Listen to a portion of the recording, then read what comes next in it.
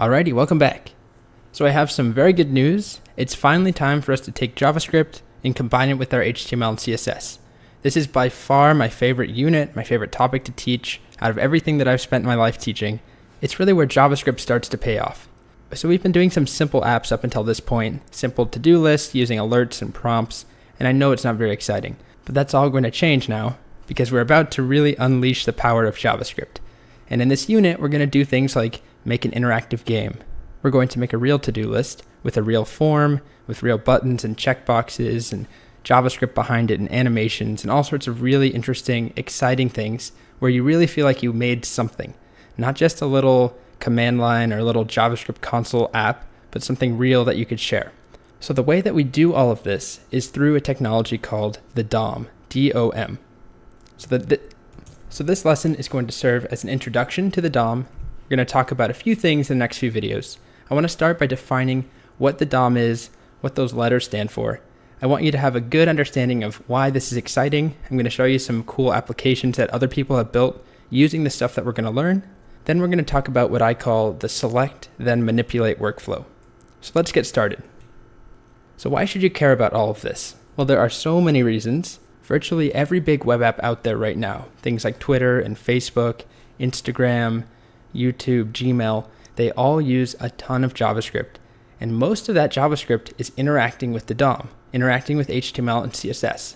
So we interact with the DOM to do things like games. We could make tic-tac-toe, we could make a platforming game like Mario. We can use it to do more practical things like drop-down menus, form validations. It's how we make web pages interactive. It's how we can add animations. And the last one here really sums it up. Pretty much every awesome site ever, although really just in the last few years, uses a lot of JavaScript to manipulate the DOM. As I mentioned earlier, I am going to show you a few examples first before we start defining these terms, talk about what the DOM is, how it works. I want to show you a few websites. So the first one is just Google. And I don't know how much you pay attention to this, but when you start to search for something on Google, like hello, notice how I get this thing that appears. This is all HTML.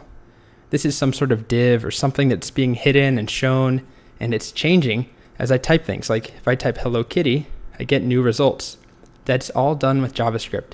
So this is the kind of thing that we're going to be able to do after a few videos. Of course, we won't be able to write the backend that Google has, but we'll be able to do the front end stuff here. All of the HTML, all the CSS, all these effects that you see, we'll easily be able to replicate. So the next thing that I want to highlight is on Udemy's website.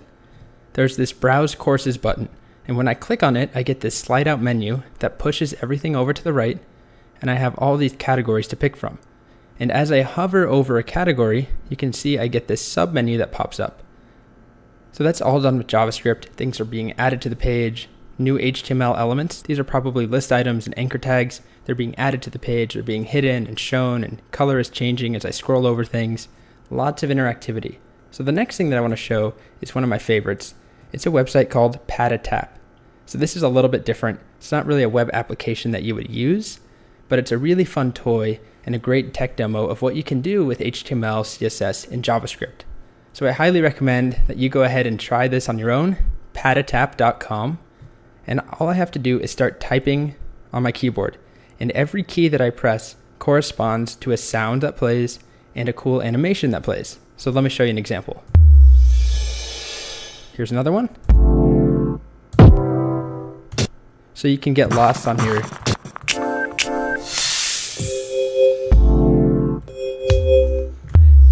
So this sums up the kind of thing that we can do. We have interactivity where I'm pressing a key. So code is running only when I press a particular key. And then that code is not only playing a sound, but it's also changing what we see visually. So it's not just console.logging, it's not just using alerts. It's actually changing the screen, the HTML and the CSS that we see. So hopefully those examples got you at least a little bit excited about all of the awesome stuff we're about to learn.